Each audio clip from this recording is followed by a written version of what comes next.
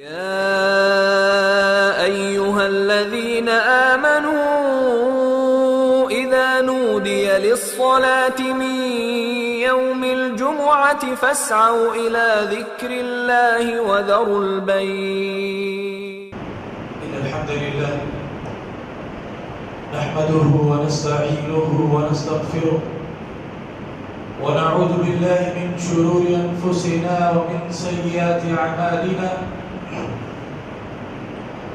من يهده الله فلا مضل له ومن يضلله فلا هادي له، وأشهد أن لا إله إلا الله وحده لا شريك له، وأشهد أن محمدا عبده ورسوله. يا أيها الذين آمنوا اتقوا الله حق تقاته ولا تموتن إلا وأنتم مسلمون. يا أيها الناس اتقوا ربكم الذي خلقكم من نفس واحدة وخلق منها زوجها وبث منهما رجالا كثيرا ونساء، واتقوا الله الذي تساءلون به والأرحام إن الله كان عليكم رقيبا. يا أيها الذين آمنوا اتقوا الله وقولوا قولا سديدا يصلح لكم أعمالكم ويغفر لكم ذنوبكم، ومن يطع الله ورسوله فقد فاز فوزا عظيما. أما بعد، فإن خير الحديث كتاب الله، وخير الهدي هدي محمد صلى الله عليه وسلم، وشر الأمور محدثاتها، وكل محدثة بدعة، وكل بدعة ضلالة، وكل ضلالة في النار. أعوذ بالله من الشيطان الرجيم. بسم الله الرحمن الرحيم. ولقد خلقنا الإنسان ونعلم ما توسوس به نفسه ونحن أقرب إليه من حبل الوريد إذ يتلقى المتلقيان عن اليمين وعن الشمال قعيد ما يلفظ من قول إلا لديه رقيب عتيد وجاءت سكرة الموت بالحق ذلك ما كنت منه تحيد. وقال الله تعالى في موضع آخر: وآتاكم من كل ما سألتموه وإن تعدوا نعمة الله لا تحصوها. وقال النبي صلى الله عليه وسلم: من أصبح منكم آمنا في سربه وعافا في جسده عنده قوت يومه فكأنما حيزت له الدنيا.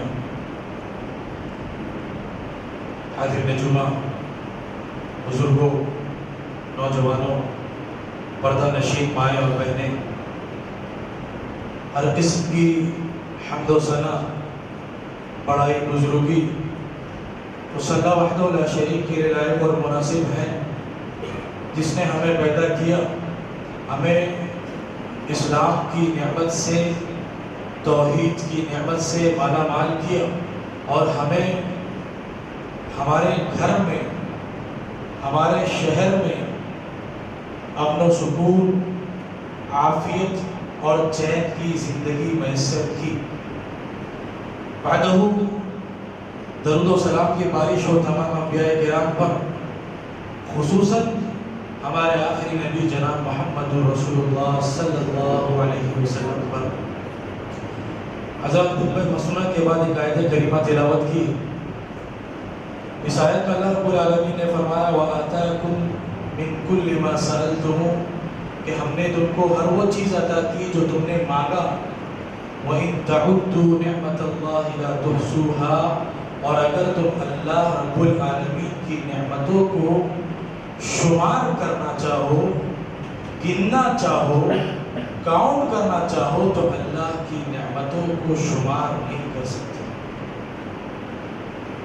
حضرات، آپ دیکھیں، اپنی زندگیوں کا جائزہ لیں، اپنے صبح و شام کو دیکھیں، اپنے جسم کو دیکھیں، اپنے حالات کو دیکھیں، اپنے گھر کو دیکھیں۔ اللہ رب العالمین نے ہم کو بے شمار نعمتیں دی۔ ہم جب دوسروں سے مقابلہ اور موازنہ کرتے ہیں جب اپنی نعمتوں کے بارے میں اپنے سے اوپر والوں کو دیکھتے ہیں تو ہمیں لگتا ہے کہ ہمارے پاس کچھ نہیں، لیکن اگر ہم اپنے سے نیچے والوں کے مقابلے میں، جو ہم سے نیچے ہیں نعمتوں کے معاملے میں، جب ان سے ہم اپنا موازنہ کرتے ہیں تو پتہ چلتا ہے کہ الحمدللہ ہمارے پاس سب کچھ میسر ہے۔ آج ہم چل رہے ہیں، پھر رہے ہیں، اپنے پیر پر چل کے خود سے گاڑی چلا کر مسجد آئے، نماز پڑھ رہے ہیں، ہمارے گھر میں کھانا ہے، لائٹ ہے، اے سی ہے، کولر ہے، فریج ہے، تمام طرح کی نعمتیں گویا ہمیں میسر ہیں۔ ورنہ آپ دیکھیں دنیا میں کتنے ایسے لوگ ہیں جن کو زندگی جینے کی بنیادی ضرورتیں میسر ہیں۔ نہ ہو تو آپ غزہ کے حالات کو دیکھیں، سال بھر سے وہاں جو حالات ہیں، جو پریشانیاں ہیں، جو تکلیفیں ہیں، اور پانی، بجلی، جو بنیادی چیزیں ہوتی ہیں، گھر، اسپتال، علاج، دوائیں، کوئی بھی چیز میسر نہیں۔ تو اگر ہم اپنے حالات کو دیکھیں تو اللہ کا فضل ہے کہ اللہ رب العالمین نے بے شمار نعمتیں ہم کو دے رکھی۔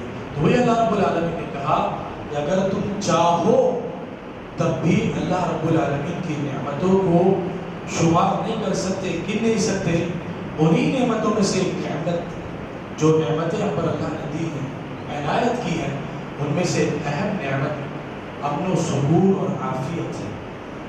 آج دیکھیں دنیا میں ہر انسان پریشان ہے، ہر ملک پریشان ہے، ہر قوم پریشان ہے۔ بڑی بڑی کمپنیاں صرف اپنے امپلائیز کے مینٹل ہیلتھ کے لیے لاکھوں روپے خرچ کریں کہ ہمارا جو ملازم ہے اس کا ذہنی سکون درست ہے۔ ہر آدمی، ہم چاہے جتنی لگژری لائف جی رہے ہوں، ہمارے پاس مال کا انبار ہو، پراپرٹی بھر کر ہو، لیکن ایک چیز کی کمی ہر آدمی کے پاس نظر آ رہی ہے، وہ ہے امن و سکون اور عافیت۔ تو آج انشاءاللہ آج کے خطبے میں عافیت اور سکون کے تعلق سے گفتگو ہوگی۔ آئیے دیکھتے ہیں کہ یہ عافیت ہے کیا۔ عافیت کا مطلب یہ ہے کہ آدمی کو دنیا میں صحت اور سکون کی زندگی مل جائے۔ آدمی کو دنیا میں صحت اور سکون کی زندگی مل جائے، یہ عافیت ہے۔ در حقیقت عافیت ہر بلا، پریشانی، مرض اور کرب سے شفا کرنا۔ آج ہر دوسرا آدمی کسی نہ کسی فکر میں گھرا ہوا نظر آتا ہے، کسی کو کوئی کسی بیماری میں مبتلا ہے، کسی کو کوئی اور مسئلہ لاحق ہے۔ آپ جس شخص کے پاس بیٹھے وہ آپ کو اپنا کوئی نہ کوئی مسئلہ، کوئی نہ کوئی پریشانی، کوئی نہ کوئی کہانی مصیبت اور پریشانی کی سنا دے۔ تو جو شخص ان چیزوں سے، ان برائیوں سے، ان بیماریوں سے، ان آزمائشوں سے بچا ہوا ہے، وہ عافیت میں ہے، اور اس پر اللہ رب العالمین کا بہت بڑا احسان ہے۔ حضرات، بلا شبہ عافیت کی نعمت، سکون کی نعمت، یہ بہت بڑی نعمت ہے۔ سکون کی نعمت بہت بڑی نعمت ہے۔ کوئی بھی کام کرنے کے لیے اس عافیت کی ضرورت ہوتی ہے۔ اگر آپ کی زندگی میں عافیت نہیں ہے، آپ کام اچھے سے نہیں کریں۔ آپ کتنے محنتی ہو، کتنے ذہین ہو، اگر آپ کی زندگی سے سکون غائب ہے تو آپ کے کام مکمل نہیں ہو پاتے۔ اور یہ عافیت کی نعمت انسان خود سے حاصل نہیں کرتا۔ یہ نعمت انسان خود سے حاصل نہیں کر سکتا۔ جس طرح زندگی انسان کو اللہ کی طرف سے ملتی ہے، اسی طرح عافیت کا حصول، عافیت کی نعمت بھی انسان کو اللہ رب العالمین کی طرف سے ملتی ہے۔ جس طرح زندگی اللہ رب العالمین عطا کرتا ہے، اسی طرح عافیت کی، سکون کی جو نعمت ہے وہ اللہ رب العالمین عطا کرتا ہے۔ اور یہ نعمت، عافیت کی نعمت کا تعلق دولت اور مال سے نہیں ہوتا، دنیا کے سامان سے نہیں ہوتا، بلکہ عافیت کا تعلق ذہنی سکون سے ہوتا ہے۔ ذہنی سکون سے ہوتا ہے، اور ذہنی سکون یہ اللہ رب العالمین اپنے اپنی خصوصی توفیق سے اللہ رب العالمین انسان پیدا کرتا ہے۔ تو زندگی میں عافیت کا ملنا، سکون کا ملنا، امن و امان کا حاصل کر لینا، یہ بہت بڑی نعمت ہے، اور یہ نعمت اللہ رب العالمین عطا کرتا ہے۔ لہٰذا یہ بات کہنا درست ہوگا کہ اللہ رب العالمین سے مانگنے میں سب سے بڑی چیز کوئی ہے تو وہ امن و عافیت اور سکون کی نعمت ہے، نہ کہ دولت اور دنیاوی ساز و سامان۔ عافیت کہتے ہیں بیماریوں اور پریشانیوں اور آزمائشوں سے بچ جانا۔ ایک مفسر ہے، وہ کہتے ہیں کہ اب معافی یہ ہے کہ اللہ رب العالمین آپ کے گناہوں کو معاف کرے، اور عافیت یہ ہے کہ آپ بیماریوں اور پریشانیوں سے محفوظ ہو جائیں، اور معافات آپس میں ایک دوسروں کو معاف کرنا یہ ہے کہ آپ لوگوں سے درگزر کر دیں اور لوگ آپ سے درگزر کر دیں، اور کل قیامت کے روز آپ کے ساتھ کوئی بدلہ لینے کے لیے کھڑا ہو۔ تو یہ عافیت بہت اہم ہے۔ یہ دیکھتے ہیں کہ عافیت کی اہمیت کیا ہے۔ حضرات، عافیت کی اہمیت اور اس کی فضیلت کو وہی شخص سمجھ سکتا ہے جس کی زندگی سے دین و دنیا کی کوئی نعمت محروم ہو جائے۔ جو انسان دین اور دنیا کی کسی نعمت سے محروم ہو جائے، وہی عافیت کی نعمت کو یا اللہ کی نعمت کو سمجھ سکتا ہے۔ ہمارے پاس جب عافیت کی نعمت میسر ہوتی ہے، سکون اور اطمینان ہمارے پاس ہوتا ہے، تو ہم اس کی قدر نہیں کر پاتے، لیکن جب وہ نعمت، وہ سکون، وہ عافیت ہمارے پاس سے چلا جاتا ہے، تو ہمیں اس نعمت کا احساس ہوتا ہے۔ عموماً نعمتوں کے بارے میں ہمارا یہی حال ہے کہ جب اللہ رب العالمین کی کوئی نعمت ہمارے اوپر ہوتی ہے، کوئی انعام ہمارے اوپر ہوتا ہے، کوئی اچھی چیز اللہ کی طرف سے ہم کو حاصل ہوتی ہے، تو ہمیں اس کا احساس نہیں ہوتا، لیکن جب وہ چیز چلے جاتی ہے، جب وہ نعمت چھین جاتی ہے، تب ہم اس کے لیے پریشان ہوتے ہیں، اور تب جا کر ہمیں اس نعمت کا احساس ہوتا ہے۔ تو اللہ رب العالمین نے جو کہا وَإِن تَعُدُّوا نِعْمَةَ اللَّهِ لَا تُحْصُوهَا، کہ اگر تم اللہ کی نعمتوں کو شمار کرنا چاہو تو شمار نہیں کر سکتے۔ تو ہم اور آپ ابھی ٹھیک ہیں، صحت مند ہیں، بیماری نے ہم کو جکڑا نہیں ہے، ہم بستر پہ نہیں گئے ہیں، ہم چل رہے ہیں، پھر رہے ہیں، کما رہے ہیں، کھا رہے ہیں، تو اللہ رب العالمین کی بہت بڑی نعمت ہمارے لیے ہے۔ ابھی اس کا احساس ہمیں نہیں ہے۔ ابھی تو ہمیں لگتا ہے کہ فلاں کو تو فلاں بنگلہ ملا ہوا ہے، فلاں دولت حاصل ہوئی ہے، فلاں چیز اس کے پاس میسر ہے، وہ اچھا ہے۔ ایک مثال آپ کو دیتا ہوں کہ دو دوست ایک ساتھ جا رہے تھے، اور گزرتے ہوئے انہوں نے لوگوں کے محلات کو دیکھا، تو ایک دوست نے کہا کہ یہ محلات، یہ مال جب تقدیر میں تقسیم ہو رہا تو ہم لوگ کہاں تھے؟ یہ نعمتیں جب اللہ بانٹ رہا تھا تو ہم لوگ کہاں تھے؟ تو اس کا جو دوست تھا وہ دانا تھا، عقل مند تھا، اس نے اس دوست کو پکڑا اور لے جا کر اسپتال میں کھڑا کیا اور کہا کہ دیکھو ان مریضوں کو، ان پریشان حالوں کو، اور اب سوال کرو کہ جب اللہ رب العالمین ان کے نصیب میں بیماریاں لکھ رہا تھا، ان کے نصیب میں پریشانیاں لکھ رہا تھا، تب ہم لوگ کہاں تھے؟ تو جب نعمتیں ہم کو ملی ہوتی ہیں تو ہمیں اس کا احساس نہیں ہوتا ہے، جب نعمتیں چھین جاتی ہیں تب ہمیں اس کا احساس ہوتا ہے۔ لہذا جو نعمتیں ہمارے پاس ابھی ہیں اس پر اللہ رب العالمین کا شکر ادا کرنا چاہیے، اور اللہ کے نبی صلی اللہ علیہ وسلم اللہ کا شکر ادا کرتے تھے، ہر روز صبح اٹھ کر اللہ کا شکر ادا کرتے تھے، اور ہمیں تلقین بھی کی شکر ادا کرتے ہیں۔ چنانچہ آپ صلی اللہ علیہ وسلم نے ہمیں دعا سکھلائی، الحمدللہ الذی عافانی فی جسدی ورد روحی وحزن لی بذکری۔ گویا پتہ ہی چلا کہ صحت مندی، تندرستی، عافیت، سکون، اطمینان، یہ اللہ رب العالمین کی بہت بڑی نعمت ہے۔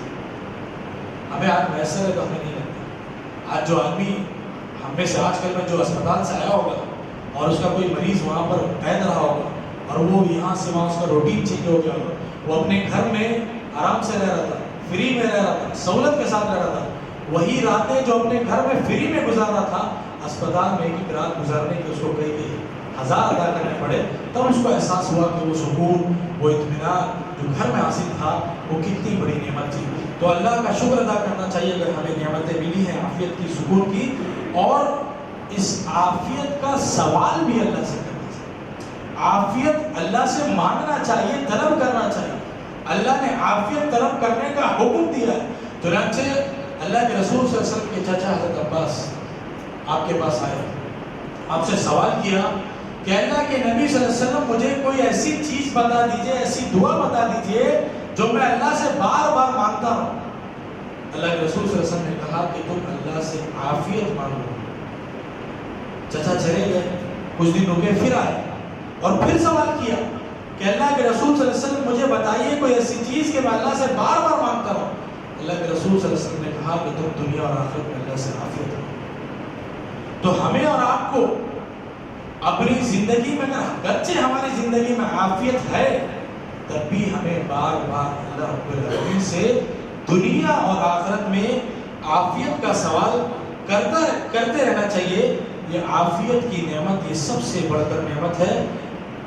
صحابی بیان کرتے ہیں کہ ابو بکر رضی اللہ عنہ منبر پر چڑھے اور رونے لگے، اور پھر فرمایا قام رسول اللہ صلی اللہ علیہ وسلم علی المنبر ثم بكى فقال رسول اللہ صلی اللہ علیہ وسلم اسألوا الله العفو والعافية فإن أحدا لم يؤتى بعد اليقين خير من العافية. اللہ کے رسول صلی اللہ علیہ وسلم منبر پر چڑھے اور آپ صلی اللہ علیہ وسلم رونے لگے.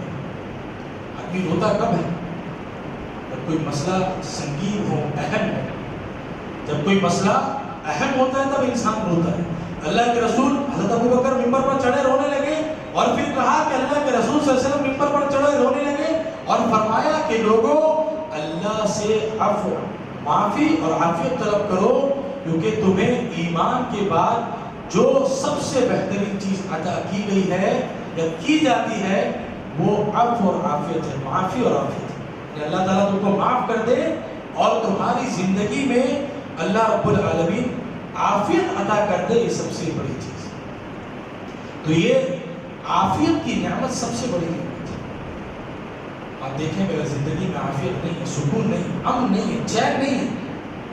آپ کے پاس دنیا بھر کی نعمت ہو، آپ ان نعمتوں سے فائدہ نہیں اٹھاتے. آپ کے پاس بڑی سے بڑی نعمت ہو، آپ کے پاس اگر عافیت نہیں ہے تو آپ اس نعمت، بڑی سے بڑی نعمت کا سے لذت محسوس نہیں کرتے. حجاج بن یوسف نے ایک بدو کو دعوت دی اور کہا کہ کھانے بہت اچھے ہیں.